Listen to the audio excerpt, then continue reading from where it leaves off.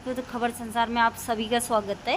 तो आपने जो प्रेस कॉन्फ्रेंस रखी है किस हिसाब को लेकर के, आई थिंक आपका जो भी मैटर है आप बता सकते हैं नाम सहित। मैडम नमस्कार, मेरा नाम मदन परगाई है और मैं ओके। उखलकांडा का निवासी हूँ।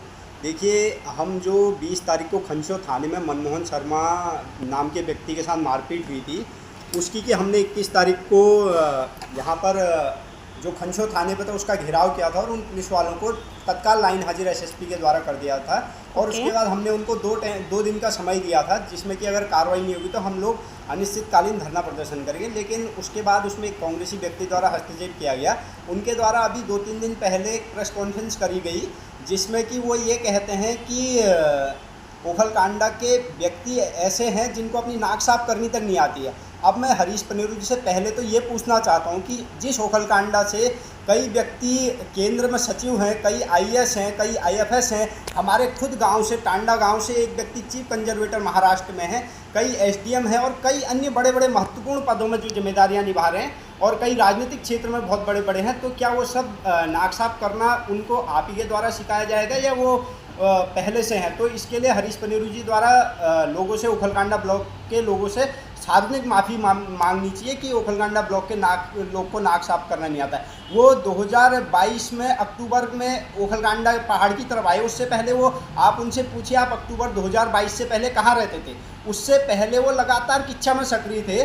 जब उनकी 2022 में वहाँ से विधानसभा में राजनीति खत्म होगी क्योंकि कांग्रेस ने किसी और को टिकट दे दिया, तो तब हरीश पनेरू जी को ऐसा लगा कि अब मुझे पहाड़ की तरफ जाना चाहिए। उसके बाद उन्होंने पहाड़ की तरफ आना स्टार्ट किया और अब वो पहाड़ को ऐसा कह रहे हैं कि यहाँ के लोग को अपनी नाक साफ करना तक नहीं आ रहा। तो ये एक बहुत निंदनीय विषय है, इसके लिए उन्होंने माफ़ी मांगनी चाहिए। दूसरा, वो ये कहते हैं कि उनने नाम तो किसी का नहीं लिया, लेकिन मैं उसी में सफाई दे देना चाहता हूँ कि कभी वो व्यक्ति एफआईआर वापस लेता है, कभी एफआईआर देता है। तो देखिए, मैं आपको दिखा, मनमोहन शर्मा जो कि पीड़ित था उसी के नाम से गई है।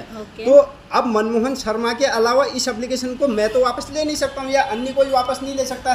तो हरीश पनेरू जी ये भी लगातार झूठ बोल रहे हैं, लोग को गुमराह कर रहे हैं। हम लगातार पीड़ित के साथ हैं और आज भी हम पीड़ित को न्याय मिले इसके लिए एसएसपी कार्यालय जारी कर। आज भी हम इसके लिए ज्ञापन दिए जा रहे हैं, पीड़ित को न्याय मिले। लेकिन हरीश पनेरू जी लगातार पीड़ित से अपने बयान बदलवा रहे हैं। कभी पीड़ित कहता है कि मुझे ये धमकी दे रहा है, कभी मुझे ये धमकी दे रहा है, कभी मुझसे ये कॉम्प्रोमाइज़ के लिए कह रहा है। लेकिन मैं कहता हूँ, पीड़ित से भी कहता हूँ और हरीश पनेरू जी से भी कहता हूँ, जिनको बार बार बयान चेंज करने के लिए कह रहे हैं, क्योंकि उनके परिवार वालों का ये स्पष्ट कहना है कि पीड़ित हरीश पनेरू के साथ रह रहा है और जो हरीश पनेरू जी उसको सिखा रहे हैं वही वो बोल रहा है। पीड़ित इतना समझदार नहीं है कि वो अपने मन से कुछ भी ऐसा अनर्गल बयान लगा देगा, क्योंकि पीड़ित हमारे गांव का है और ऐसे बयान वो हरीश पनेरू के कहने पे ही दे रहा है कि कभी उसको ये धमका रहा है। अगर मैंने उससे कभी भी कॉम्प्रोमाइज़ के लिए कहा तो पीड़ित मेरे खिलाफ मुकदमा दर्ज कराए। मैं तो देखिए खुद से एसएसपी कार्यालय में एक लेटर दे के आया हूँ, जिसमें मैंने कहा है अगर मैंने इनके कभी भी समझौते के लिए मैंने कहा होगा तो मेरे ऊपर आप स्वतः मेरी एप्लीकेशन के आधार पर कार्रवाई करें, अन्यथा इन लोगों को हिदायत दी जाए कि इस तरह से अनर्गल आरोप ना लगाए जाए। बस मैं यही कहना चाहता हूँ। Okay sir, thank you so much. हमारे खबर संसार में आपको स्वागत है।